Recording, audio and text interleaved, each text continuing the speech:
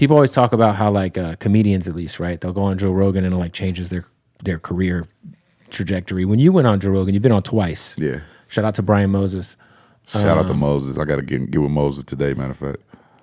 Did you notice like any sort of like spike in listenership or like, because you went on the first time, I actually went to Austin with you. Yeah.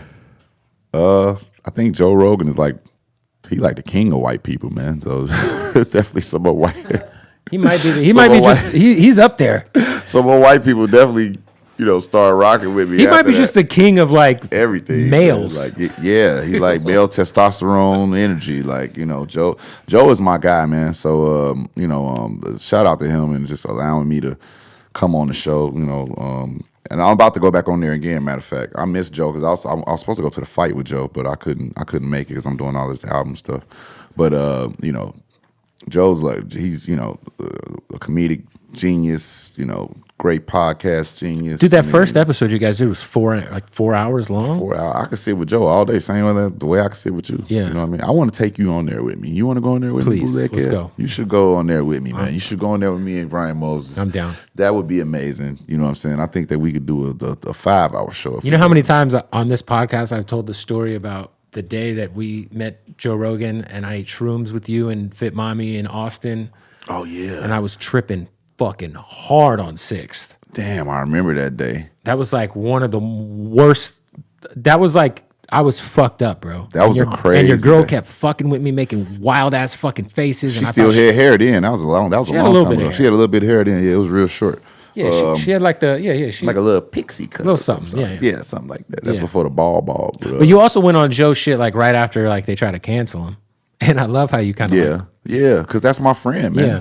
You know what I'm saying? And he fucked up. He made a mistake. Yeah, but sure. It is what it is.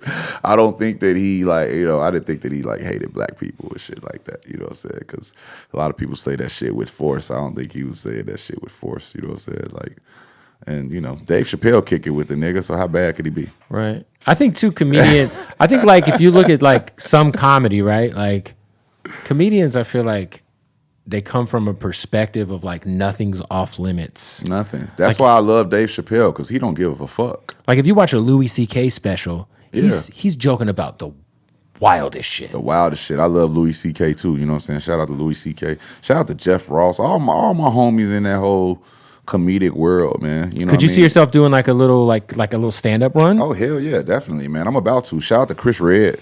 I think that me and Chris Red about to put something together for sure. But man, all my homies in comedy. Rest in peace, Jack Knight, man. Shout out to Sam J. I just talked to Sam. It's crazy. I just talked to Sam before I came in. I feel like they really, Brian Moses really catapulted me in that world, man. Shout out to Brian. We got to get him some new Jordans, though. I'm gonna take him shoe shop, take him shopping. Period. We got to get him some new J's. He got to stop tying them. So I got tight. you, man. Yeah, he be tying them motherfuckers like he about to go dunking. He got those NBA games. He got those Team Jordans for sure. Motherfucker be out here wearing a pair of Eddie Jones.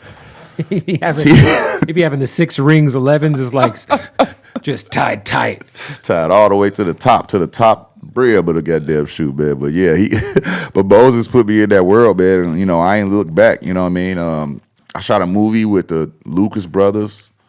Shout out to them. I forgot we even did that. Wow. You know what I'm saying? So that was like a short film that we did. That was amazing. It's just it's so many things media wise, so many ways that I want to express myself. I just feel like I don't know, like rap is starting to become secondary to those. Because it's like I said, it's I'm still learning myself. I'm still growing. You know what I mean? Rap is such a huge part of my life. You know what I mean? I've been doing this shit since I was 20 years old, and now I'm 40. Mm-hmm. So it's just like, but if you would have told me at 20 years old that I was gonna have to wait this long to have, to get the respect that I want, I probably would have told you that I quit.